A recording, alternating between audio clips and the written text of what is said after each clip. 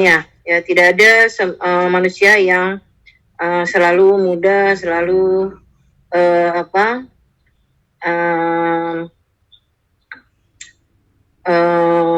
tidak pernah mengalami sakit, tidak pernah, itu jarang sekali seperti itu gitu ya. Nah, keadaan atau beberapa keilmuan yang untuk mencegah proses penuaan pun juga tidak begitu banyak berpengaruh ya dalam hal ini ya.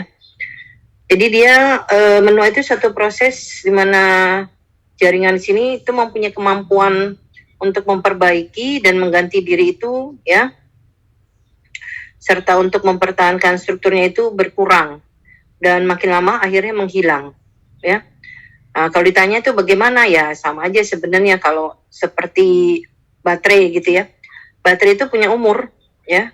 Jadi kalau dia baru dibeli memang ces langsung ya, tapi setelah digunakan gitu ya, dia memang punya batas kemampuan ya untuk bisa beroperasi. Demikian juga dengan tubuh ya. Dan ini merupakan satu proses siklus kehidupan yang wajar ya. Jadi pada dasarnya proses penuaan di sini akan terjadi perubahan, terutama perubahan secara anatomis, karena nanti akan terlihat beberapa organ tubuh yang akan mengalami perubahan bentuk, perubahan warna, perubahan lainnya ya. Andres dan Tobin pun juga mengatakan bahwa dengan hukum 1%-nya bahwa setelah kita berusia 30 tahun, fungsi organ itu akan menurun ya, sebanyak 1% setiap tahunnya. Itu tidak bisa di-reduce atau tidak bisa dikurangi ya. Terjadi dengan sendirinya. Mungkin Anda sebagai mahasiswa juga merasa ya, kalau mungkin beberapa tahun belakang ini tiba-tiba rambutnya kok tiba-tiba ada uban ya gitu. Kemudian tiba-tiba kok kulitnya menjadi agak lebih keriput gitu ya, cepat kering, cepat ini gitu ya, mudah lelah dan yang lainnya. Itu sebenarnya kalau Anda yang masih berusia 20 tahunan itu sebenarnya karena proses ini ya, sedang terjadi gitu ya. Tetapi mungkin Anda bisa hindari ya beberapa hal tersebut dengan berolahraga, makan sehat, pola hidup yang sehat gitu ya. Nah, perubahan anatomi itu nanti kita bagi menjadi beberapa sistem. Yang pertama adalah sistem integumen atau sistem pada kulit ya. Ini paling cepat sekali terlihat ya. Penuaan itu secara kasat mata atau terlihat ekstrinsik atau kelihatan dari luar dan kelihatan dari dalam ya. Sebenarnya sih nanti ini pada histologi akan diterangkan lebih lanjut, tetapi karena anatomi itu akan melihat keseluruhannya ya terpaksa harus saya ungkapkan. Jadi kalau secara ekstrinsik atau kasat mata kita bisa melihat kulit itu makin lama akan menebal, kering dan kasar ya. Kemudian kerutan semakin dalam dan walaupun diregangkan itu juga tidak hilang ya. Warna kulit juga kadang-kadang menjadi pucat dengan gambaran teleangiektasis dan ada bercak pigmentasi atau kehitaman ya yang ada di kulit ya. Lalu juga bisa berlanjut menjadi keratosis aktini atau malah bisa berubah ya menjadi keadaan patologi, yaitu bisa menjadi CA sel basal atau karsinoma squamous ya. Itu bisa sekali terjadi ya. Nah, kemudian untuk yang dalamnya itu kalau dilihat nanti secara histologisnya, epidermal ini makin lama makin menipis. Lalu serat-serat elastin itu juga makin lama berkurang, sehingga kekeringan, kerut, kendor, dan elastisitas pun juga menjadi akibatnya ya. Lesi-lesi penuaan ya seperti gambaran seperti keratosis seroik, ceri angium, dan lentigo pun juga terjadi ya kalau dilihat pada gambaran di dalam kulit tersebut. Makanya jangan kaget gitu ya. Klinik-klinik kecantikan itu akan dipenuhi oleh manusia atau wanita-wanita parubaya. Biasanya udah usia 40, 45, 50 itu udah banyak sekali ke sana dia ya. Karena ya itu tadi dia melihat bahwa kok kulitnya makin kesini makin ini, padahal itu nggak taunya dia merupakan satu proses fisiologis ya. Kemudian dari rambut pun juga makin lama makin melambat proses pertumbuhannya ya. Terus kemudian yang tadinya kulitnya rambutnya itu agak kasar, tebal gitu ya. Makin lama makin halus, jumlahnya makin sedikit ya. Terutama di alis ya, rambut-rambut di alis, lubang hidung dan wajah itu bisa menjadi tumbuh lebih panjang ya. Kemudian kehilangan dari pigmen warna rambut, yaitu rambutnya mulai memutih, lalu kemudian gampang rontok dan yang lainnya ya. Nah, kemudian kalau untuk kuku ya, ternyata pertumbuhan kuku juga bisa menjadi lebih lambat ya. Bisa menurun kecepatannya itu 30-50% dari orang dewasa, lalu dia bisa memudar kukunya ya. Kemudian warna kuku juga kadang menjadi agak kekuningan, jadi tebal, keras dan rapuh ya, dan garis longitudinal kalau Anda lihat ya. Kan kalau Anda lihat kuku tuh ada garis-garis yang memanjang gitu ya, longitudinalnya itu menjadi lebih jelas. Ya, ini berdasarkan beberapa penelitian dilaporkan hampir 67% dari manusia-manusia atau yang sudah berusia 70 tahun, manula-manula itu, ya. Nah, kemudian pada sistem muskuloskeletal, ini paling sering ya. Anda sering lihat tuh ya, mungkin nenek, kakek ya, itu kadang-kadang terlihat yang tadinya posturnya tinggi besar, makin lama makin kurus, makin kecil, terus kelihatan memendek, gitu ya. Masa tulang di sini mencapai puncak sebenarnya pada usia 30-35 tahun. Dengan berjalannya waktu dia berkurang ya, disebabkan karena osteoblast dalam hal ini ya, osteoblast dan osteoklas ya. Osteoblastnya berkurang aktivitasnya, sedangkan osteoklasnya masih normal ya. Nanti Anda belajar lagi di bagian histologi sebenarnya ya, itu akan tampak kelihatan ya gambaran itu, sehingga bila terjadi proses kelainan atau pada proses trauma atau fraktur, biasanya secara teratur ya, kalau secara normalnya tulang itu akan mengalami turnover, yaitu yang dilakukan secara 2 proses, yaitu modeling dan juga remodeling ya, di mana nanti kalau dalam keadaan normal jumlah tulang yang dibentuk yang remodeling itu sebanding dengan tulang yang rusak. Nah, tetapi kalau pada manusia-manusia atau manula-manula ini itu terjadinya positively coupled ya, yaitu massa tulang yang hilang ya. Jadi yang rusak itu maka akan menjadi lebih banyak ya, terjadi kehilangan massa tulangnya. Nah ini yang disebut sebagai negatively coupled ya. Biasanya sering terjadi pada usia tua lanjut. Makanya kalau pada manula-manula seperti kakek nenek Anda kalau misalnya mengalami trauma, jatuh atau yang lainnya, proses penyembuhan tulang atau perekatan tulang itu akan lebih lama ya. Kadang-kadang juga udah dipasang skru ya, skru itu, terus kemudian dipasang juga plat, dipasang segala macam, tetap aja dia masih kadang-kadang bentuk pertumbuhannya juga jauh dari yang diharapkan ya.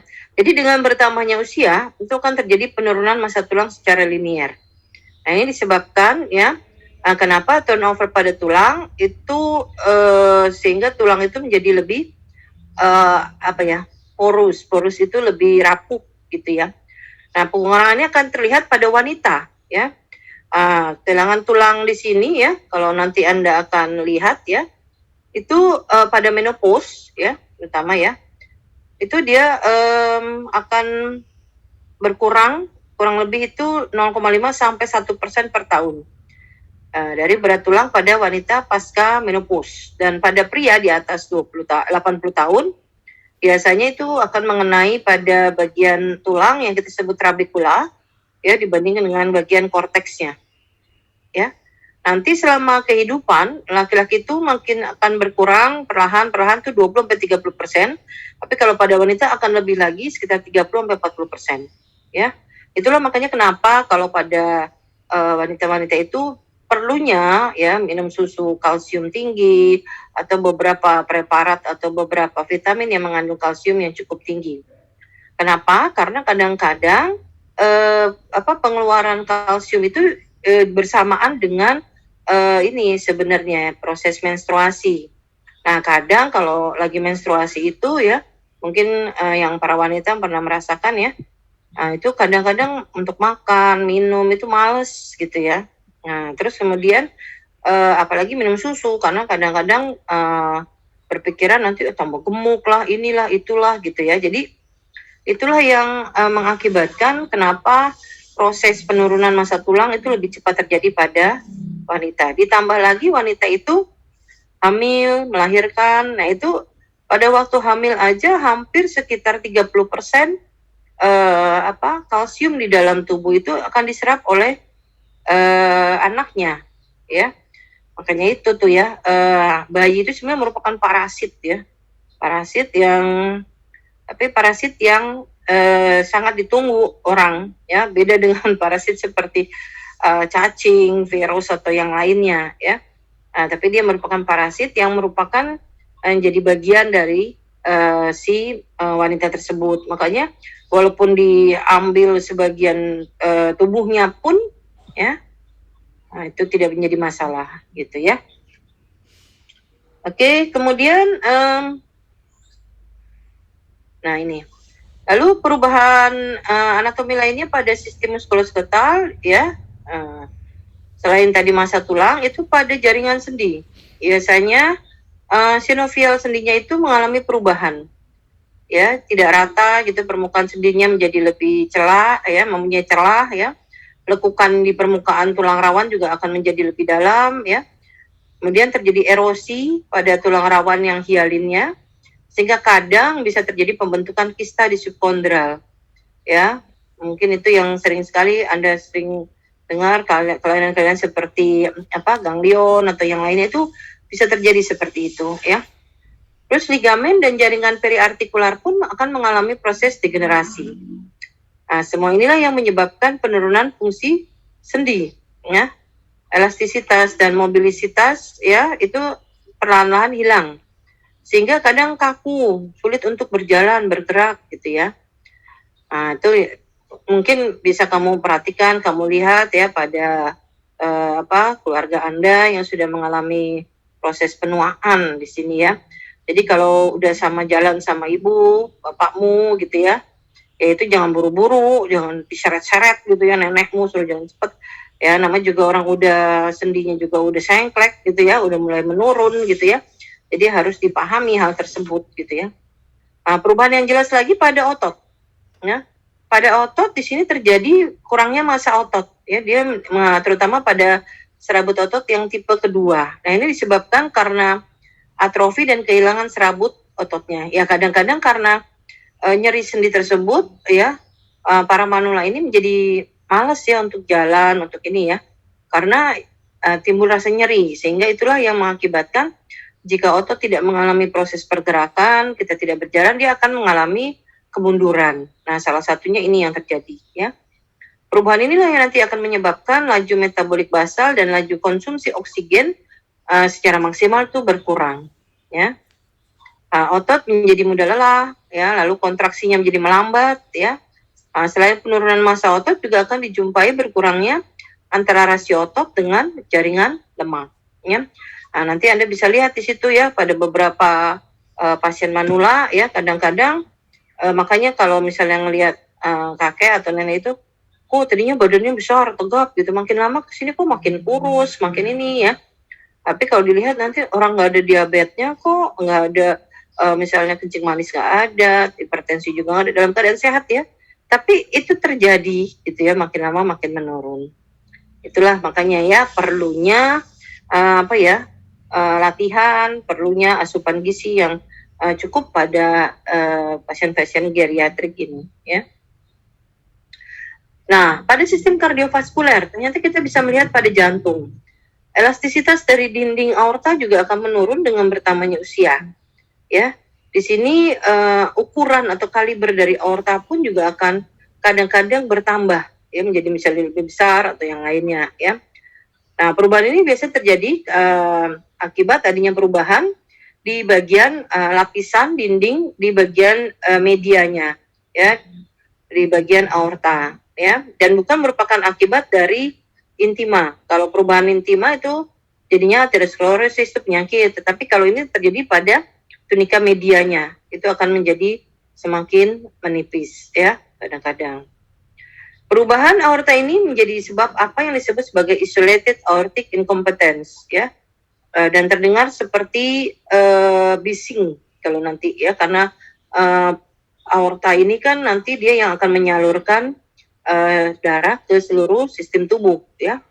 Karena dia mengalami proses penurunan pada elastisitas dindingnya ya, sehingga benturan air atau benturan darah yang memasuki pada bagian pembuluh darah ini tadi menjadi seperti turbulence atau bising ya. Terutama nanti kalau didengarkan pada apex cordis atau pada bagian ujung ya. Nah, penambahan usia itu tidak menyebabkan jantung tadi mengecil ya seperti angkut, tapi malah hipertrofi membesar. Kenapa? Karena tadi ya proses ini apalagi kalau pada pasien-pasien mengalami gangguan hipertensi atau tekanan darah. Ya, akibatnya karena peningkatan tekanan yang terdapat di dalam jantung ya, di dalam pembuluh darahnya, itu bisa mengakibatkan beberapa otot ya makin lama malah harus bekerja keras, dan itu bukan mengakibatkan atrofi tapi menjadi hipertrofi. Pada umur 30 sampai 90 tahun aja dia akan bertambah ya. 1 gram per tahunnya untuk laki-laki dan 1,5 gram per tahunnya untuk wanita. Apalagi kalau ditambah dengan adanya kelainan-kelainan jantung lainnya.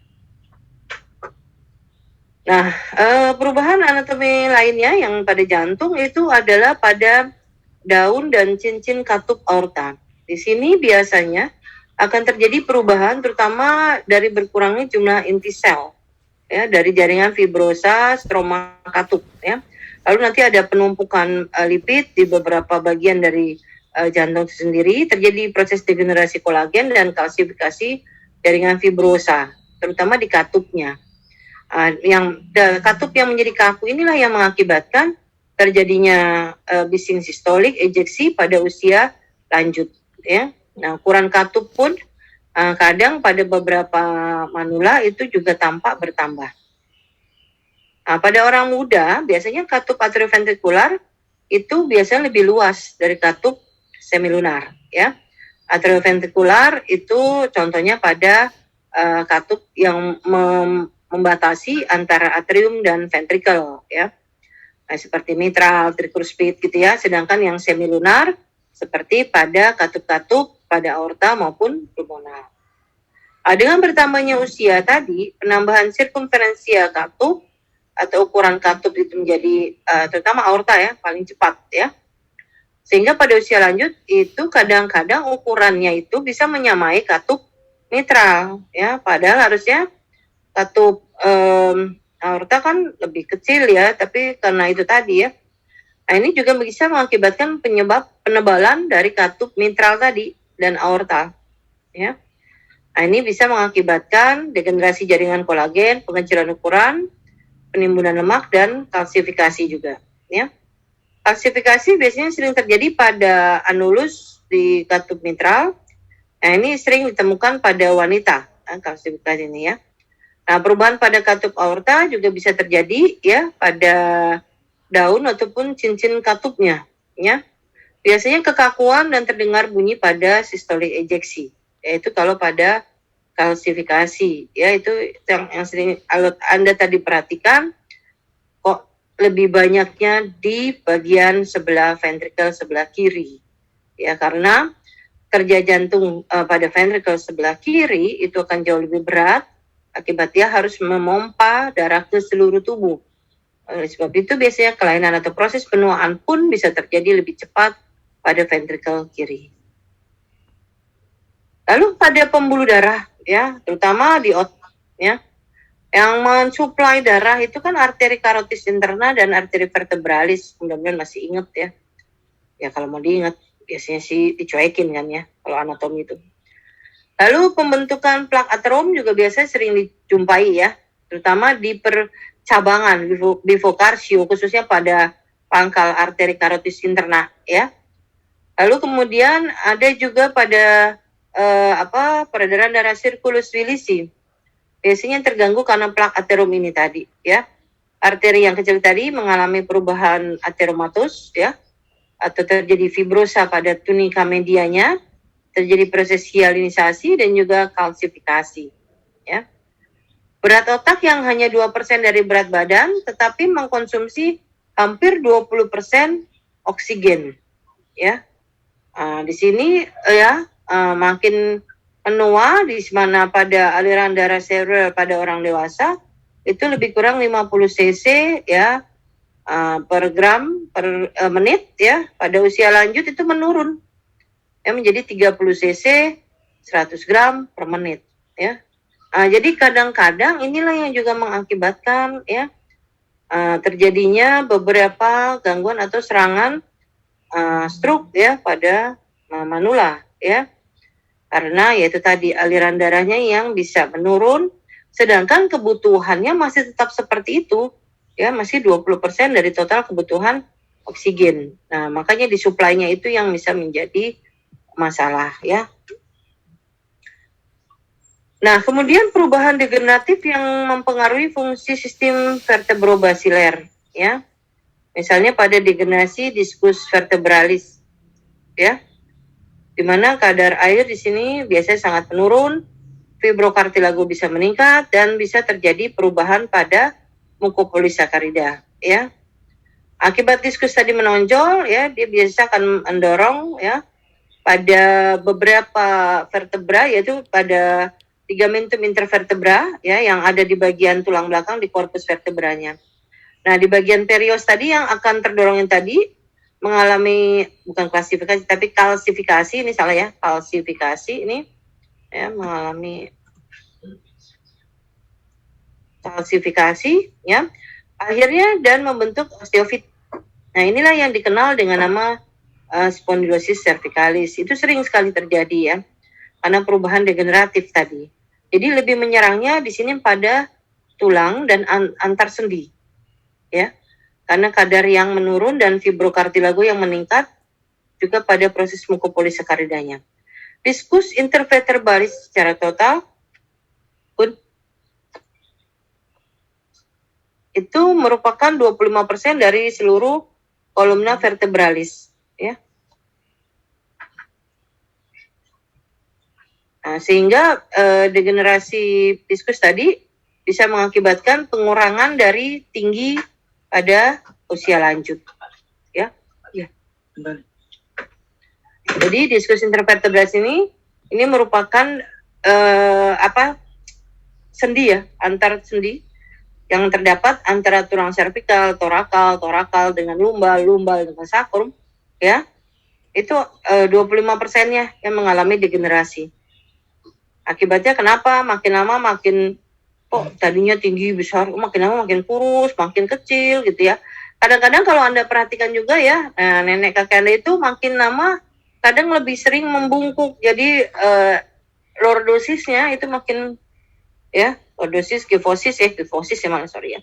Kifosisnya itu makin lama makin melengkung, makanya kadang beberapa nenek-nenek ya kalau Anda lihat tuh malah jalannya menjadi bongkok ya, itu karena proses itu tadi ya, degenerasi pada diskus ya. Sorry, ini itu kalau pada ini maaf ya, ini saya ganti pada tulang belakang, berarti pada vertebra ya.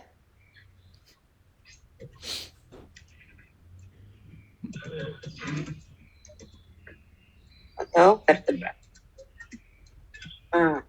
Jadi yang sering terjadi, ini pada sistem muskulo ya. Oke, nah terus itu yang terjadi. Lalu perubahan lagi yaitu ya, ini kok ini namanya ini sama semua tuh ya.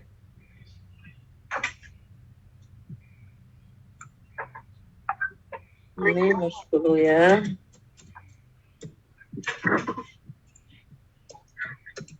Muskulo ini juga sama ya. Spondylosis yang muskulo gimana sih ya? Oke,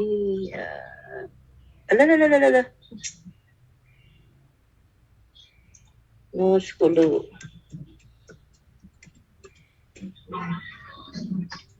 Nah, ini juga pada sistem muskulo ya, sistem kardiovaskuler terus. Sistem muskulo. Nah, ini pada vertebranya, yaitu yang dimana akan terjadi spondylosis cervicalis ya. Ini biasanya berakibat ya, di mana pada arterinya nih, yaitu pada arteri vertebranya ya. Ini kenapa jadi gini?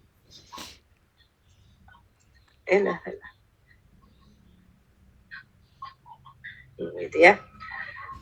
Dimana di sini pada arteri vertebralisnya ya, kan dia akan melewati di bagian pinggir dari korpus vertebra ya.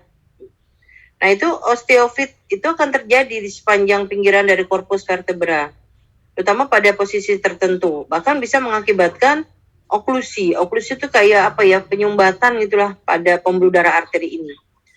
Nah, akibatnya juga bisa berakibat panjang kolom cervicalis itu pada arteri vertebralis bisa berkelok ya. Nah ini ya biasanya pada posisi tertentu dia bisa akan tertekuk sehingga bisa mengakibatkan oklusi atau penjepitan ya. Nah, ini sering terjadi nih pada orang-orang tua ya, terutama kalau pada orang-orang tua yang sering misalnya bekerja ya, seperti dosen atau misalnya pekerja-pekerja kantor ya, yang harus melulu melihat komputer gitu ya, mengetik.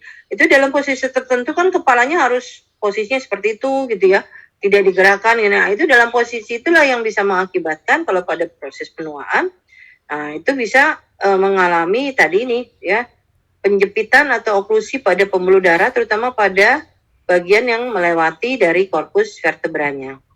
Dengan adanya kelainan anatomis dari pembuluh darah dari usia lanjut ini, sirkulasi otak pada orang tua juga menjadi rentan ya, sehingga bisa mengakibatkan perubahan, baik perubahan posisi tubuh maupun posisi jantung, bahkan fungsi otak itu sendiri ya. Nah, itu makanya banyak sekali terjadi gitu ya, kalau misalnya pada usia tua tiba-tiba harus operasi ininya karena ada herniasi atau misalnya itu ya pada bagian leher belakang atau yang lainnya. Nah, ini salah satunya. Kemudian pada pembuluh darah perifer ya, aterosklerosis yang berat biasanya bisa mengakibatkan penyumbatan arteri perifer sehingga pasokan ke otot-otot tungkai bawah menurun ya. Ini akibatnya terjadi iskemik atau kekurangan oksigen maupun darah ya, makanan ke jaringan otot, sehingga bisa mengakibatkan keluhan claudicatio, yaitu kalau lagi jalan baru berapa meter udah capek, udah sakit, udah ini. Itu salah satunya adalah karena aterosklerosis ini ya, penyumbatan ke bagian otot-otot di bagian perifer atau di bagian bawah biasanya ya, atau ujung-ujung lah istilah kata ya. Nah kemudian pada sistem pernafasan, nah ini juga ya, dinding dada terutama tulang, koste dan yang lain juga mengalami proses osteoporosis ya. Pada beberapa tulang lawan pun juga mengalami osifikasi ya, menjadi yang tadinya lentur, yang tadinya elastis, itu bisa mengakibatkan kekakuan ya. Nah, ini bisa mengakibatkan perubahan bentuk dan ukuran dari dada ya. Sudut epigastrik relatif mengecil dan volume rongga dada pun juga akan menjadi lebih mengecil ya. Nah, sebentar ya.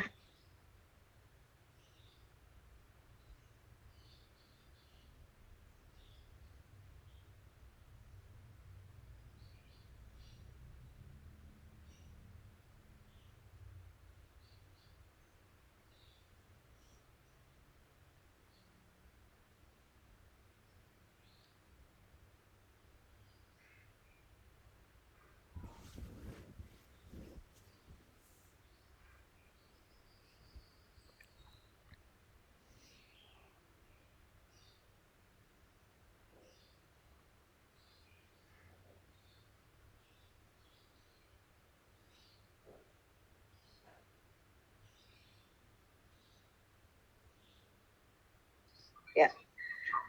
Nah, selain itu pada otot pernapasan ya, seperti musculus intercostalis dan beberapa otot-otot aksesoris lain yang membantu pada proses pernapasan pun juga kadang mengalami atrofi atau penurunan dari massa otot tersebut ya. Saluran nafas akibat daripada si bronkus dan yang lainnya, bisa terjadi kelemahan otot yang berkurangnya elastisitas pada bagian bronkus dan alveoli.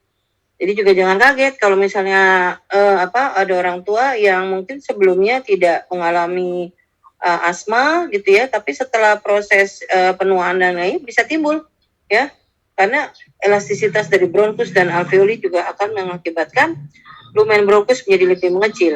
Ya, walaupun cincin rawan bronkus ini tadi mencegah supaya bisa tidak terjadi pengecilan atau atrofi, tetapi kadang karena proses pengapuran yang terjadi pada cincin rawan tadi itu juga bisa mengakibatkan gangguan ini, makanya bisa menimbulkan lumennya menjadi ngecil juga. Struktur jaringan dari parenkim seperti bronchiolus, ya, ductus alveolus dan alveoli malah membesar secara progresif. Biasanya sering terjadi karena proses yang kita sebut emfisema. Ya, mungkin kemarin waktu Anda di sistem respirasi pernah dengar ya, namanya PPOK ya. Nah, ini sering sekali ya penyakit paru obstruksi kronis ya. Struktur kolagen dan elastin di dinding saluran napas perifer itu juga akan berkurang, sehingga mengakibatkan elastisitas dari parenkim paru juga akan berkurang. Nah, penurunan inilah yang pada usia lanjut karena menurunnya pada tegangan permukaan ya di bagian permukaan alveoli. Makanya kenapa alveoli juga ikut membesar dalam hal ini ya.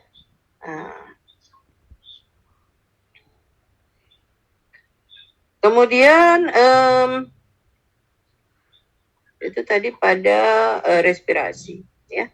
Pada saluran cerna, nah ini apalagi saluran cerna ya, di rongga mulut ya, gigi gitu pasti akan hilang ya. Atrial nih hilangnya jaringan gigi ya karena fungsi pengunyah ya biasanya. Lalu pada bentukan wajah ya, dimensi vertikal menjadi bisa lebih pendek sehingga akan merubah penampilan atau estetika pada fungsi pengunyahnya sendiri. Lalu karies dentis biasanya juga sering terjadi ya pada leher gigi dan akar ya. Karies sekunder biasanya juga di bawah tambalan juga bisa ya. Kemudian jaringan penyangga gigi yang merupakan kemunduran sehingga gigi itu bisa jadi goyang dan tanggal ya. Itu sering terjadi nih ya, apalagi kalau si manula ini salah menggosok gigi itu bisa ya mengakibatkan kehilangan pada itunya ya, semacam enamel ya untuk yang mengikat dari si gigi tersebut ya. Kemudian muskulus ini adalah koordinasi dan kekuatan muskulus ini menurun sehingga pergerakannya itu tidak terkontrol, bibir, lidah dan rahang itu ya. Makanya sering terjadi yang kita sebut dyskinesis ya, sering terjadi tuh ya, orang-orang tua itu sering sariawan ya, sering ini itu karena muskulusnya itu tadi yang terutama di bagian entah mulut, entah organ cerna itu menurun. Mukosa, di jaringan mukosa juga akan mengalami atrofi dan tanda-tanda tipis, merah, mengkilap dan kering ya. Nah, di lidah di sini juga akan terlihat atrofi papil. Makanya jangan kaget ya kalau misalnya nih ya tadinya nenekmu jago banget masak, tapi makin kesini kok makin ini ya, karena beberapa papil lidah itu kadang mengecil gitu ya.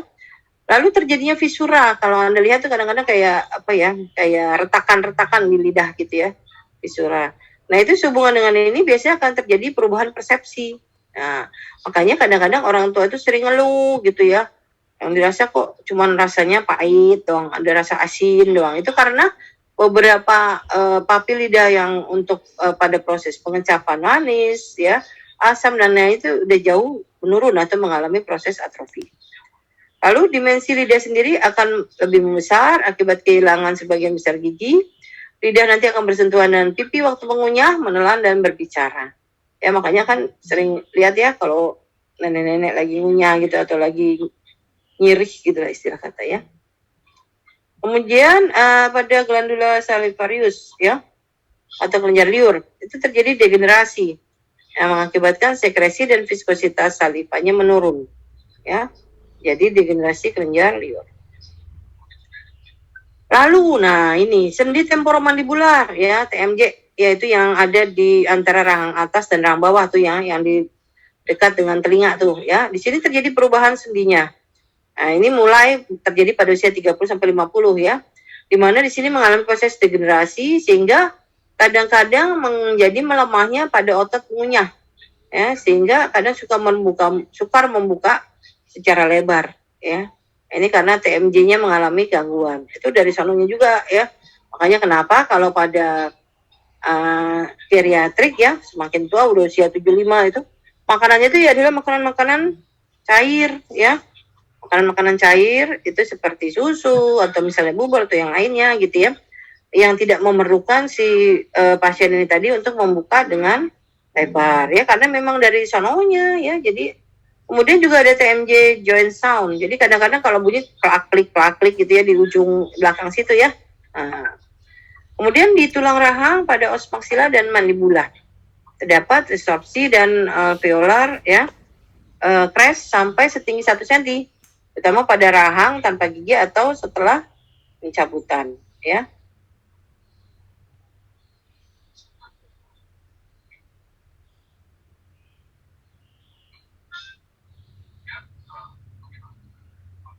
Ya.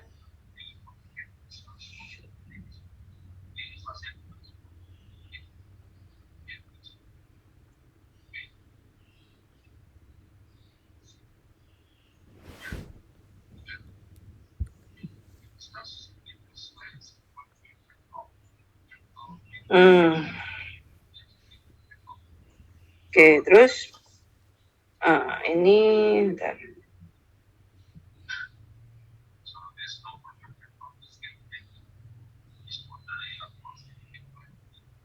Ya. Jadi sekarang pada tulang rahang atas dan bawah, jadi tidak terjadi resorpsi dan alveolar crest-nya sampai setinggi 1 cm, terutama pada rahang tanpa gigi atau setelah pencabutan, ya. Nah, ini biasanya akan mengalami tadi, ya, sampai 1 cm, lumayan tuh ya, mengecil gitu loh, ada bagian ininya, ya. Kemudian pada lambung, ada atrofi pada mukosa di sel kelenjar ya, akibatnya sekresi asam lambung, pepsin dan faktor intrinsik tadi berkurang. Makanya makanannya nggak boleh makanan yang berat ya. Contohnya kalau misalnya makan daging, ayam, kalau ayam sih masih mending ya.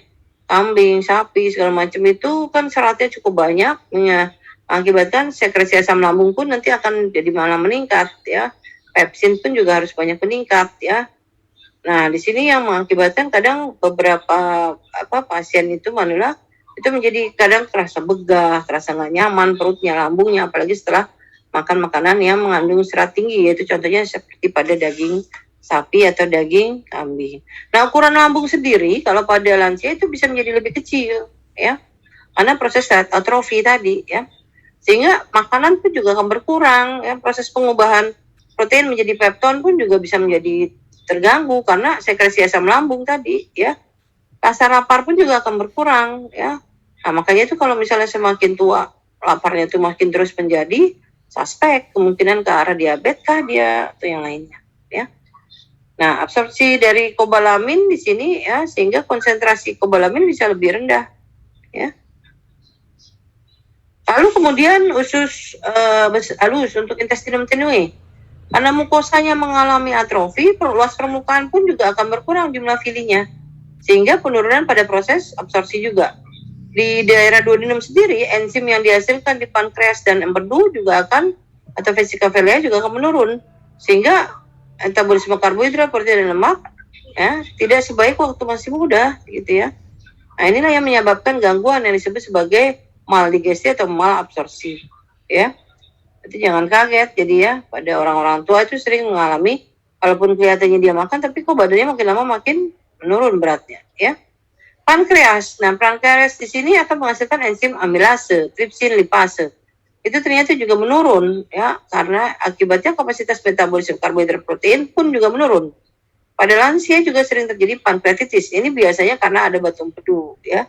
Batu empedu menyumbat di ampula vateri, akibatnya terjadi autodiges ya pada parenkim pankreasnya, atau terjadi kayak dimakan sendiri lah gitu ya. Oleh enzim elastase dan fosfolipase A ini akan diaktifkan si tripsin ya, atau untuk yang asam pedunya ya. Lalu untuk hati di sini akan mengecil juga dengan sirkulasi portal yang juga akan menurun pada usia kurang dari 40 tahun ya. Nah, itu biasanya 740 mili per menit. Pada usia di atas itu ya 595 ya. Hal ini hati ini berfungsi sangat penting terutama untuk metabolisme ya, karbohidrat, protein, lemak, dan di samping itu juga dia pegang peran nih dalam proses detoksikasi sirkulasi, penyimpanan vitamin, konjugasi, bilirubin, dan lainnya. Nah, dengan meningkatnya usia secara histologik dan anatomik, biasanya akan terjadi perubahan atrofi. Sebagian besar dari sel akan berubah bentuk menjadi jaringan fibrus, ya. Sehingga ini bisa menyebabkan penurunan fungsi hati. Hal ini juga yang diingat, terutama kalau Anda memberikan obat-obatan, ya. Jadi jangan sampai kalau udah tua memberikan obat-obatan yang hepatotoksik, ya, atau yang mengakibatkan keracunan nanti pada heparnya. Itu yang bisa mengakibatkan penurunan fungsi pada hati, ya. Nah, kemudian pada usus besar atau rektum, ya. Pada usus besar atau rektum atau kolon, ya, di mana kita tahu ya, pada kolon tuh pembuluh darah menjadi berkelok-kelok, ya. Akibatnya motilitas dari si kolon tadi menurun atau gerakannya menurun.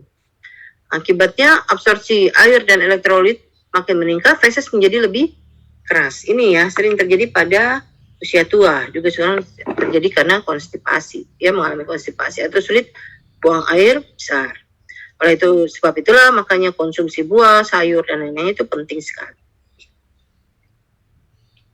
Nah, kemudian sekarang pada sistem urinarius, ya. Pada sistem urinarius di sini itu pada ginjal, ya.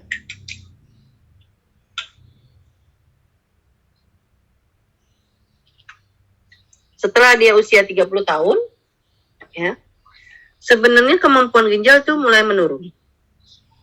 60 tahun tinggal 50%, ya, pada dari umur 30 tahun.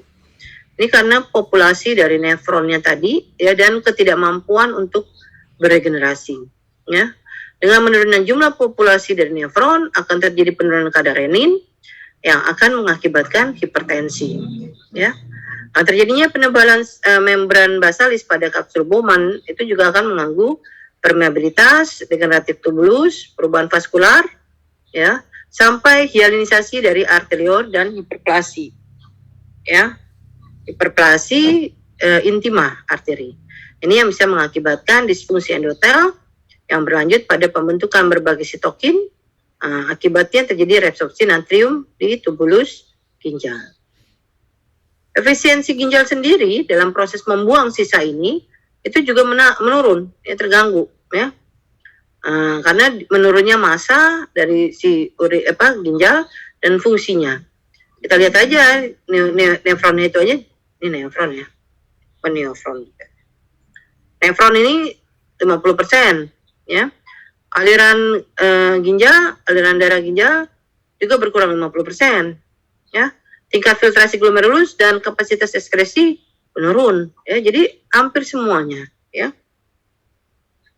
Lalu pada fisikonuria, bertambahnya usia yang menurun, sisa urin selesai berkemih, kan kita memang secara normalnya kalau kita pipis itu pasti ada sisa, ya, sisa urin, ya, itu wajar, ya. Tapi makin tua itu makin banyak, ya, kontraksi otot juga nggak teratur, ya. Ini yang mengakibatkan jadi kadang-kadang jadi suka pipis, suka berkemih, ya. Kemudian untuk nahan pipis juga menjadi berkurang, ya, menahan keluarnya urin, ya. Pada wanita pasca menopause karena menepisnya mukosa disertai dengan menurunnya kapasitas kandung kemih, ya, karena terhadap rangsangan urin, ya, sehingga kontraksi bisa berkontraksi, ya, tanpa dikendalikan atau disebut sebagai overactive bladder. Ini yang sering sekali jadi yang kita sebut ngompol, gitu, ya. Gangguan inilah yang mengenai sekurang-kurangnya 50 juta dari negara yang berkembang. Normalnya kalau orang sehat dalam 24 jam itu 1.100 sampai 1.800 atau 2 liter. Frekuensinya kurang 8 kali. Nah, untuk nocturna kurang dari 2 kali. Tapi volume berkemihnya rata-rata 200 sampai 400 dan volume maksimal berkemih 400 sampai 600 itu secara normal. Tapi nanti kalau pada waktu dia sudah mengalami proses penuaan itu nanti akan berubah semuanya, ya. Nah, sekarang genitalia. Pada sistem genitalia pada wanita dengan berhentinya produksi hormon estrogen, ya, genitalia dari si internal dan eksternal itu berangsur-angsur menjadi atrofi, vagina terutama, ya. Dia mengalami kontraktur, ya, panjang dan lebarnya vagina menjadi mengecil, fornisesnya menjadi dangkal, begitu pula dengan serviks nggak lagi menonjol, ya. Pada saat klimakterium, ya, atau pada saat terjadinya proses menopause ya, di mana dia udah nggak mens lagi, itu vagina lama-lama jadi atrofi sehingga wanita tadi seperti belum pernah melahirkan. Nah, kelenjar seks juga mengecil ya, jadi kadang-kadang udah berhenti fungsinya ya. Fungsi genital menipis sehingga pada jaringan submukosa tidak lagi mempertahankan elastisitas akibat fibrosisnya terjadi gitu ya. Perubahan ini sangat sampai batas tertentu dipengaruhi oleh keseringan atau keberlangsungan dari koitus atau hubungan seksnya. Jadi makin lama kegiatan tersebut dilakukan, kurang laju pendangkalan atau pengecilan dari genitalia eksternanya. Ya, itu ya, karena sudah mulai menurun semuanya ya, jadi mungkin itu. Nah, untuk rahim sendiri setelah proses klimakterium mengalami atrofi dengan panjang yang menyusut dan dindingnya juga menipis dan miometrium menjadi lebih sedikit dan lebih banyak jaringan fibrotiknya. Dia akan menyusut, tidak menonjol, bahkan makin lama akan merata dengan dinding jaringan. Ya. Untuk ovarium setelah menopause biasanya ukuran menjadi sel telur tambah mengecil, permukaannya menjadi keriput, ya, sebagai akibat atrofi dan dari medula. Bukan akibat dari ovulasi yang berulang sebelumnya, tapi permukaan ovarium menjadi rata. Kan kalau setiap kali ovulasi itu ya, ovum itu akan merobek dinding ovarium ya. Tapi dengan makan proses penuaan itu karena sudah tidak akan ada lagi yang merobek karena ovulasi juga tidak ada ya, karena sudah mulai mengkeriput, si dinding permukaan dari ovarium pun makin lama menjadi halus lagi ya. Jadi seperti anak yang belum mengalami proses menstruasi ya.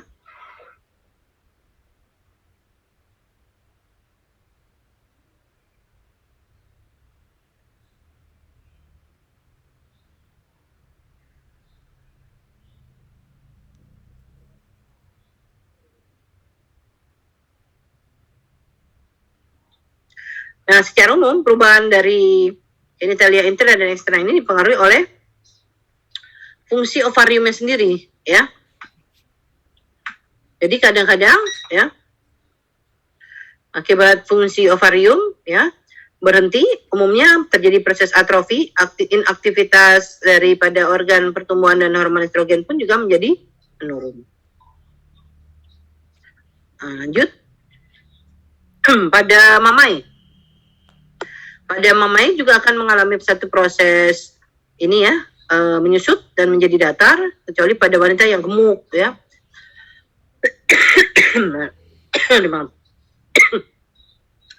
Nah, kalau pada wanita-wanita yang kurus atau yang kecil biasanya disebabkan karena atrofi.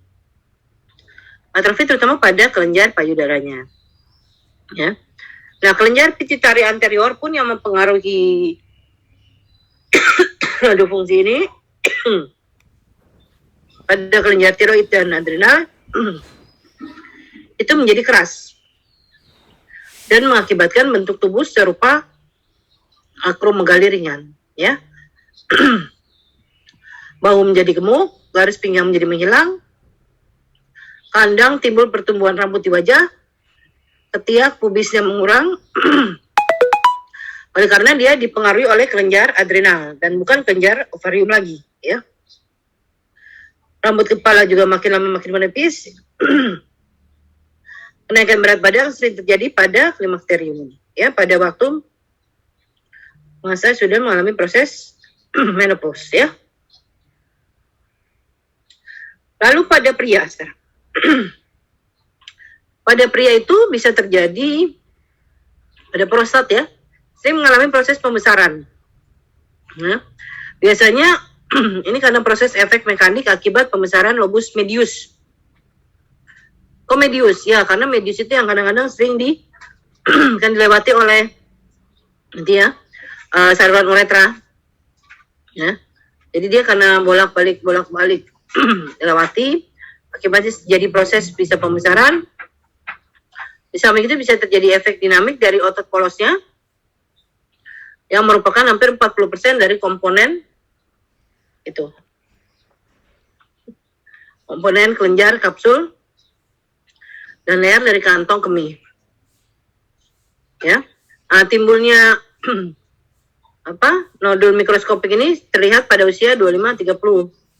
Nah, itu nanti pada 60% pria berusia 60 tahun dan 90% pada usia 85, tetapi hanya 50% yang menjadi BPH atau benign prostate hypertrophy yang makroskopik. Dan itu hanya 50% yang berkembang menjadi BPH klinik, ya. Jadi pembesaran itu ada, tetapi kadang-kadang tadi tergantung dari setiap orangnya. Kadar dehidrosteron pada orang tua juga bisa meningkat karena enzim alfa reduktase itu juga bisa mengakibatkan testosteron itu akan berubah menjadi dehidrosteron. Inilah yang mengakibatkan atau diduga sebagai pendorong dari hiperplasia kelenjar prostat ini tadi. Otot stroma prostat, ya. Sebenarnya proses menua itu rangsangan androgen itu kan berperan pada timbulnya BPH ini, ya. Nah, pada pria-pria yang mengalami kastrasi atau mengalami proses vasektomi, ya. Kastrasi itu vasektomi, ya. Menjelang pubertas itu biasanya penderitaan BPH-nya itu tidak terjadi, ya, tidak akan, ya. Jadi sebenarnya perlunya vasektomi pada para pria itu sebenarnya penting, ya. Karena salah satunya adalah itu tadi, ya, untuk mencegah terjadinya BPH, ya, pada usia lanjut. Kalau misalnya dirasa sudah cukup punya keturunan, ya sudah bisa itu dilakukan sebenarnya, ya. Lalu testis sendiri itu pada pria bisa menyebabkan berkurangnya ukuran dan berat testis. Tapi sel yang memproduksi dan memberi nutrisi, yaitu sel Leydig, dan spermanya berkurang, ya, jumlah dan aktivitasnya, sehingga bisa sampai 50% karena testosteron juga akan menurun. Nah, ini mengakibatkan penurunan libido, kegiatan seks juga akan menurun, ya. Adalah multiple ejakulasi dan perpanjangan periode refraktor. Tetapi banyak dari lansia yang tetap menjalankan sampai usia umur lanjut. Itu nggak masalah, it's okay. Tapi nanti harus diingatkan, ya, karena kadang-kadang itu bisa mengganggu pada proses ininya, ya, jantungnya terutama.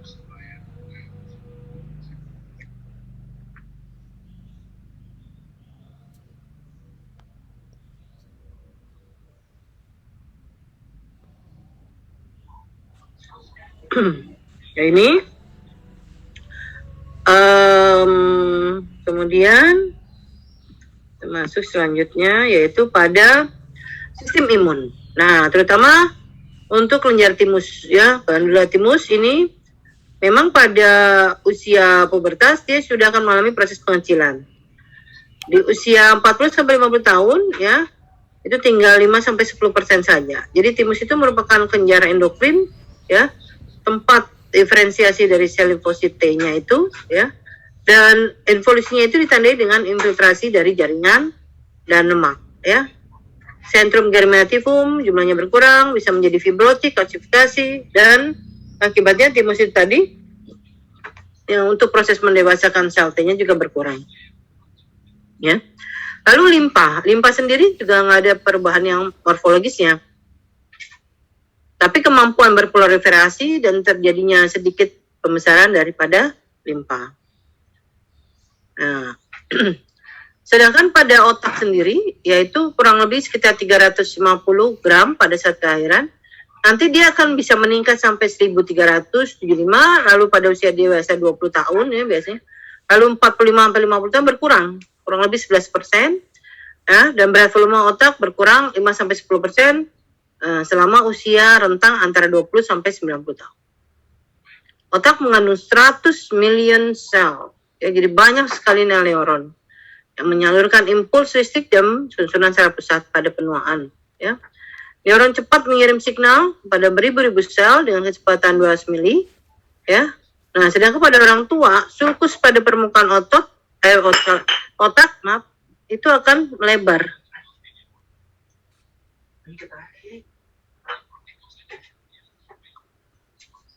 Ya, itu akan melebar sehingga girusnya juga akan terlihat mengecil, ya.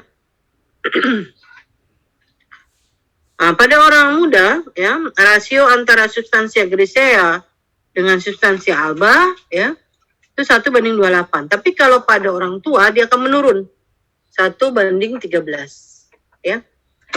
Nah, ini bisa terjadi penebalan pada meningialnya, bisa juga terjadi atrofi pada cerebralnya. Jadi berat otak itu akan menurun 10% antara usia 30 sampai 70 tahun. Nah, secara berangsur tonjolan dendrit akan menghilang, terus kemudian disusul dengan membengkaknya batang dendrit dan batang-batang sel ya.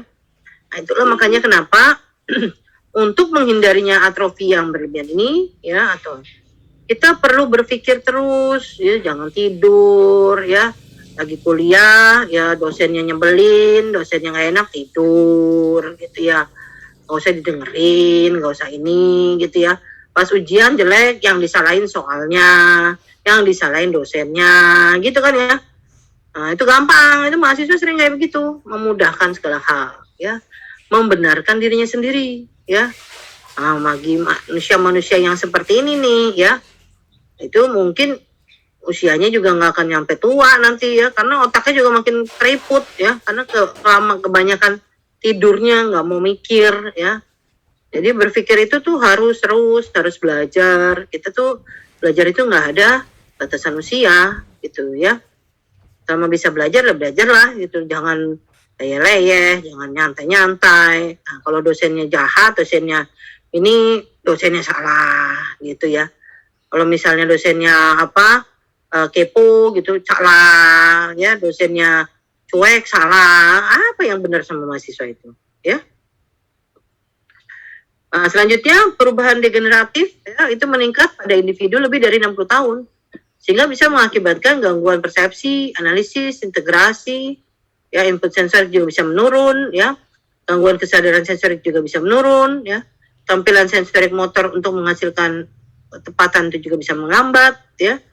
Mekanisme mengontrol postur tubuh dan daya gravitasi juga akan menurun, keseimbangan dan gerakan juga menurun, pemikirannya juga abstrak itu kadang-kadang bisa menghilang, memori jangka pendek juga akan berkurang, kemampuan belajar juga akan menurun, lebih kaku dalam memandang persoalan, lebih egois, lebih introvert. Itu harusnya Anda tahu gitu loh ya. Apalagi Anda nanti di kita ya, kita itu visi misi kita itu orientasinya adalah geriatrik komunitas. Jadi otomatis dong ya, kalau misalnya mengalami satu proses penuaan, pasti kan ya, itu kan tidak hanya terjadi pada orang tua Anda, tetapi juga terjadi pada orang-orang sekitar Anda ya, dosen Anda, mungkin tetangga Anda, mungkin ada siapa lagi gitu ya, yang makin lama makin menua. Nah, itu yang harus dipahami gitu loh. Jadi jangan berusaha ingin dipahami terus, tapi berusahalah untuk memahami orang lain juga ya. Jadi perlunya empati ya, itu tuh penting sekali, apalagi nanti sebagai visi misi dari kedokteran kita ini adalah geriatrik, itu penting sekali ya. Jadi Anda itu nanti akan dicetak menjadi dokter-dokter yang lebih berempati kepada orang-orang tua gitu ya, pada manula, pada ini, dan lebih caring ya, lebih ngertiin gitu, jangan seburuting, udah tahu salah tapi cuek aja, nggak minta maaf, nggak apa, yang minta maaf orang lain, yang minta maaf malah ketuanya, karena dianggap ketuanya yang bertanggung jawab. Lah, yang bikin salah siapa ya, yang minta maaf siapa, itu kan udah salah banget ya kayak gitu, menunjukkan itu tidak dewasa, penakut ya. Mau jadi apa dokter kayak gitu ya? Nah, itu tergambar di angkatan kamu ini gitu. Makanya jujur males sebenarnya jadi ya. Para dosen tuh sebenarnya ngajar kamu itu bukan karena ini, tapi karena tugas gitu biasanya ya. Saraf otonom. Nah, di sini untuk pengendalian saraf otonom adalah hipotalamus ya. Beberapa hal yang dikatakan sebagai penyebab gangguan otonom pada usia lanjut tuh adanya penurunan beberapa neurotransmitter, asetilkolin, katekolamin, dopamin, noradrenalin itu terjadi berubah. Perubahan pada neurotransmisi pada gangguan otonom yang berupa penurunan pembentukan asetilkolin ini disebabkan terutama oleh penurunan enzim kolin asetilase. Terdapat perubahan morfologis yang mengakibatkan pengurangan jumlah reseptor kolin. Inilah yang mengakibatkan terjadinya hipotensi postural. Apa itu? Ya itu tadi, berubah posisi dari duduk tiba-tiba berdiri, itu tiba-tiba kelingan, ya, atau tiba-tiba habis suruh jalan cepat lari malah, itu juga bisa ya. Kemudian regulasi suhu di sini sebagai tanggapan atas panas, dingin segala macam itu terganggu. Jadi kadang-kadang megang itu panas baru lepas tahu-tahu gitu ya. Terus kemudian otoregulasi di sirkulasi cerebral itu juga bisa rusak, apalagi kalau pasien itu sampai jatuh, sampai ini segala macam, terjadi trauma ya. Lalu pada organ panca indera, terutama pada mata ya, visus. Di sini palpebra, dengan bertambahnya usia terjadi kekendoran terutama pada jaringan kelopak. Nah, inilah yang bisa mengakibatkan involusional terjadi pada mulai dari musculus orbicularis oculi ya. Orbicularis oculi itu kan yang melingkari pada bagian mata. Terjadilah perubahan kedudukan palpebra yang tadinya entropion bisa atau estropion ya. Entropion atau estropion terjadi pada usia lanjut yang disebut sebagai entropion senil atau involusional. Adapun prosesnya juga terjadinya mirip, namun yang membedakannya di sini adalah orbicularis preseptalnya, di mana pada entropion ini berpindah posisi ke bagian bawah dari tarsus ya. Sedangkan kalau ektropion itu tersebut biasa relatif stabil ya. Lalu pada palpebra inferiornya terjadi retraktor, yaitu kekendoran. Ini mengakibatkan tepi bawah dari tarsus atau rotasi itu berputar ke arah luar, sehingga bisa mengakibatkan entropion yang terjadi itu menjadi lebih berat ya. Nah, kemudian tarsus di sini bila tarsusnya kurang kaku karena proses atrofi, akibatnya tepi atas itu menjadi lebih melengkung, sehingga terjadi entropion menjadi lebih nyata ya. Kemudian tendon canthus medial, yaitu adalah perubahan involusional mengenai tendon canthus medial lateral, sehingga secara horizontal kekencangan palpebra juga berkurang. Perubahan pada jaringan palpebra yang diperberat dengan keadaan di mana bola mata pada usia lanjut itu menjadi end of thalamus ya, karena proses dari atrofi lemak ya. Akibatnya kekencangan palpebra secara horizontal ya, secara relatif menjadi lebih nyata. Nah, jadi apakah proses involusional tersebut menyebabkan bagian margo palpebra itu menjadi inversi atau eversi, itu bergantung dari perubahan pada orbicularis oculinya atau pada retraktor dari palpebra inferior atau juga pada tarsusnya ya. Lalu kemudian aponeurosis musculus levator palpebra ya. Aponeurosis dari levator palpebra juga mengalami disinsersi ya, di mana terjadi penipisan akibat terjadinya blefaroptosis acquisita. Jadi ternyata ini pengaruh dari kemunduran dari beberapa otot yang terdapat di bagian mata. Nah, kulit di bagian mata juga biasanya palpebranya mengalami atrofi sehingga kehilangan elastisitas, timbul kerutan ya. Nah, ini biasanya diperberat dengan peregangan pada septum orbita dan migrasi lemak pre-aponeurotik ke anterior. Nah, ini terjadi pada palpebra superior maupun inferior. Nah, ini disebut sebagai dermatokalasis ya. Lalu glandula lacrimalis, kegagalan fungsi pompa sistem kanalis ya. Karena tadi palpebranya lemah, terjadi eversi punctum atau terjadi malposisi pada palpebranya. Nah, sumbatan pada sistem kanalis lacrimalis ini ya, atau yang disebut sebagai dacryostenosis ya, itu sering dijumpai ya. Dacryostenosis acquisita tersebut lebih banyak dijumpai pada wanita ya. Patogenesisnya itu karena sumbatan pada ductus nasolacrimalis yang masih belum jelas, namun diduga karena proses fibrotik yang berakibat terjadi sumbatan. Nah, setelah usia 40 tahun, khususnya pada wanita yang pasca menopause ya, sekresi dari basal kenyal lacrimal itu nggak menunjukkan epifora. Oleh karena volume air mata menjadi lebih sedikit. Akan tetapi kalau terjadi sumbatan, sistem lacrimalis tidak nyata, akan memberikan keluhan, jadi matanya jadi sering kering, sering nggak enak ya. Terus kayak ada benda asing di pasir, cepat lelah ya, pandangan menjadi kabur, itu sering ya. Nah, sedangkan pada gejala objektif yang didapatkan karena konjungtiva bulbinya kusam, menebal, kadang menjadi hiperemi, dan pada kornea nanti akan mendapatkan erosi dan filamen ya. Lalu pada kornea sendiri itu nanti Anda sering lihat tuh adanya gambaran lengkung putih, arcus senilis atau gerontokson atau arcus kornea. Itu manifestasi proses penuaan pada kornea. ya. Keberadaan arcus senilis ini tidak memberikan keluhan, hanya kosmetiknya aja yang jadi nggak nyaman. Nah, kelainan ini yang berupa infiltrat dari lemak berwarna keputihan membentuk cincin di bagian tepi kornea.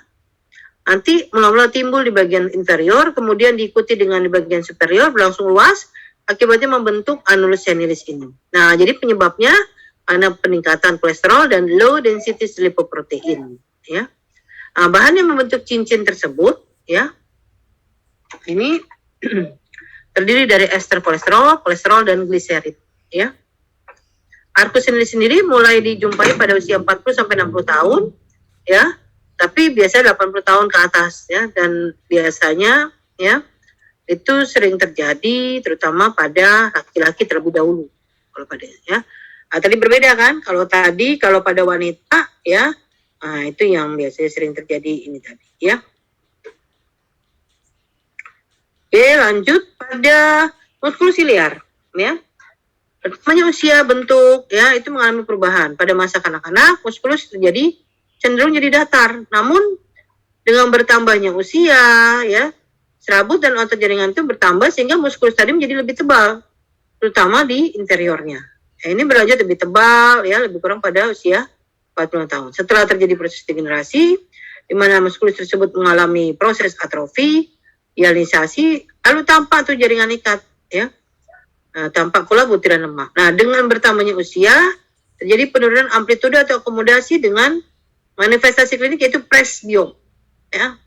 Nah, jadi amplitude dari akomodasi ini nanti dikaitkan dengan perubahan serabut lensa yang menjadi padat, ya. Kapsulnya menjadi kurang elastis, ya. Nah, sehingga terjadilah menyesuaikan bentuk, ya. Nah, untuk mengatasi ini, muskulus ciliaris mengalami kompensasi, ya, terjadi proses pembesaran. Ini yang terus berlanjut dengan bertambahnya usia, ya. Lalu umur aqueous itu pada mata yang sehat, pemeriksaan fluorofotometer, ya, diperkirakan ternyata umur aqueousnya 2,4, ya, atau per 0,06 mikroliter per menit. Nah, beberapa faktor yang berpengaruh pada produksi ini, ya, itu banyak, ya. Dan dengan pemeriksaan fluorofotometer ini menunjukkan bahwa bertambahnya usia terjadi penurunan dari umur aqueous 2% atau 0,06 mikroliter per menit tiap dekade, tiap 10 tahun. Lalu kristalin, bentuk lensa cakram bikonveks berukuran diameter 9 mili, tebalnya 4 mili, bagian-bagian yang disebut kapsul, korteks, dan nukleus. Nah, pada usia muda, lensa tadi tidak bernukleus. Dan pada usia 20 tahun, nukleus tadi mulai terbentuk. Semakin bertambah umur, lensa menjadi berkurang, ya. Jadi membesar, nukleusnya menjadi membesar, volume lensanya tetap, sehingga bagian korteksnya menipis. Elastisitas berkurang, indeks biasnya juga berubah, jadi membias menjadi lebih lemah, ya. Lama-lama yang tadinya bening menjadi keruh, atau kita sebut sklerosis, kuning. Nah, ini yang mungkin menyebabkan kekurangan atau membedakan antara warna biru dan ungu. Nah, itu sering sekali tuh, ya. Lalu ada kekeruhan lensa yang disertai dengan gangguan visus, ya. Kita sebut katara. Iris juga mengalami proses degenerasi, menjadi kurang cemerlang, mengalami depigmentasi, warnanya menjadi lebih muda sampai putih, ya. Pada pupil yang diameternya 3 mili, pada usia itu bisa menjadi 1 mili. Refleks direknya menjadi lemah, kemampuan akomodasi menjadi turun, pupil pada orang muda menjadi yang menghantarkan 6 kali lipat lebih besar, ya. Itu menjadi berkurang, ya. Pada tempat yang gelap, ya, pada usia 20 tahun bisa menerima sinar sampai 16 kali, tapi kalau pada orang tua udah nggak ngeliat apa-apa itu, ya. Lalu ada corpus vitreum, badan kaca, pada usia di atas 50 tahun dia mengalami liquefaksi atau sineresis, ya. Kavitasinya bisa ya, kavitasi di bagian tepi itu mengalami kondensasi atau penebalan, ya. Nah, ini akibat itu lepasnya si membran hyalurid dari retina maupun kapsul. Nah, konsistensi badan kaca menjadi lebih encer, menimbulkan keluhan fotopsia seperti melihat cahaya saat perubahan posisi, ya. Itu udah menunjukkan tanda-tanda proses penuaan, ya. Retina, apalagi retina mengalami senile degeneration, Gambaran fundus mata yang tadinya merah, jingga, itu cemerlang menjadi suram. Nanti ada jadwal berpigmennya, ya, yang kita sebut tigroid appearance. Itu seperti tigeroid, ya, seperti harimau. Jumlah fotoreseptornya berkurang, adaptasi gelap terusnya memanjang, dan terjadi penyempitan lapang pandang. Ini disebabkan karena regenerasi terhadap sinar. Jadi jangan kaget gitu kalau kamu misalnya berdiri di samping si orang tuanya nggak ngeliat kamu, ya wajar lah, karena lapang pandang juga berkurang, ya. Nah, makanya kalau udah kayak gitu disapa, gitu. Yang lebih muda tuh menyapa pada yang tua, gitu. Jangan orang tuanya yang nyapa dulu, ya. Saraf optik itu nervus opticus adalah jumlah sarafnya itu berkurang, ya, aksonnya terutama. Ada penambahan jaringan ikat, warna papil saraf juga jadi lebih pucat. Atrofi papiler depigmentasi itu menimbulkan warna pucat, ya. Kemudian pada telinga, apalagi ini, ya. Degenerasi primer di organ korti, sel epitel, saraf segala macam menghilang, ya, terutama pada serabut aferen dan eferen, ya, sensori kokleanya. Penurunan elastisitas, pasokan darah dari reseptor neurosensorik berkurang, baik jalur auditorik dan lobus temporalis juga terganggu, ya. Di sini nanti akan terlihat pada gangguan pendengaran di usia tua. Dapat disebabkan oleh berbagai macam hal, gangguan pendengaran, ya, tipe konduktif, yang bersifat mekanik, sehingga akibatnya kerusakan kanalis auditorius. Nah, salah satu penyebab gangguan pendengaran tipe konduktif yang terjadi pada usia lanjut itu adalah akibat cerumen obturans, ya. Jadi cerumen obturans itu karena sering dilupakan, jadi sering mengeras tuh, ya. Jadi sering kadang-kadang terjadi gangguan. Nah, itu hanya dengan membersihkan cerumen itu bisa mengurangi kelainan ini. Jadi kesimpulannya, inilah banyak sekali perubahan yang terjadi, ya. Bisa dibaca, ya, nanti, ya, di sini, ya, hidung, tenggorokan, gigi, esophagus, ya, sistem ini itu silahkan dibaca, ya. Ini saya udah bantu untuk tinggal dibaca saja, ya, kalau perlu dihafalkan, gitu, ya, dari semua sistem, ya, dari semua badan, ya. Demikianlah dari kuliah perubahan anatomi pada masa menua. Jadi menua itu akan terjadi juga, ya. Pada Anda nih yang masih muda-muda, jangan selalu merasa dirinya selalu muda. Anda pun juga akan merasa tua. Buktinya aja sekarang kamu udah punya adik, ya nggak? Adik kelas kan, angkatan 2020, 2021. Dan mereka tuh jauh lebih bagus, ya. Dari kompetensinya, dari pemikiran itu jauh lebih bagus. Jadi jangan selalu menganggap bahwa diri kamu tuh yang paling hebat, paling mentang-mentang paling tua, paling ini. Karena 2018 kan udah bentar lagi mau beringsut, ya, mengurangi jadwalnya, udah banyak yang membuat skripsi dan yang lainnya, ya. Anda ini yang jadi paling tua, tapi jadi paling tua itu harus jadi contoh, bukan contoh keburukan, ya. Harus jadi contoh untuk biar bisa menjadi lebih baik, gitu, ya. Kalau contohnya aja kayak kamu, ya mana ada yang mau ngormatin kamu. Kamu aja nggak pernah ngargain dosennya, bagaimana mau dihargai nanti sama itunya, adik kelasnya, ya. Harus berani bertanggung jawab, ya. Anda itu kalau kawin udah bisa punya anak banyak. Usia 21 tahun itu, ya, pasien-pasien saya itu udah kerja tuh semuanya. Nggak kayak kamu masih kuliah, ya, masih nanti ngomongin dosen di belakang, ya, ngomongin ini, ya, terus kemudian lagi kuliah tidur, boro-boro ada pertanyaan, boro-boro mau nanya, ya, nggak ngerti yang ditanyain. Emang tadi itu dengerin kagak, boro-boro, nanti pas ujian ini yang disalahin dosennya nanti, ya, sama itunya, sama gugus kendali mutunya. Ini gimana soalnya susah gitu. Itu aja karena mahasiswanya nggak perhatian, ya, nggak belajar. Mungkin memang IQ-nya memang sebatas itu doang, ya, jadi nggak bisa di-challenge, ya. Kalau kamu nggak men-challenge dirimu sendiri, siapa yang akan men-challenge? Dosen tuh hanya berusaha untuk membantu. Kalau kamu dibantu, ya udah, gitu, ya. Nanti Anda akan merasakan bagaimana menua itu dan bagaimana rasanya ingin dihargain, ya. Jadi tidak hanya ingin didengarkan, tapi juga harus mendengar. Baik, demikian presentasi saya. dengan membaca hamdalah saya tutup kuliah ini. Wabillahi taufiq wal hidayah. Wassalamualaikum warahmatullahi wabarakatuh. Waalaikumsalam.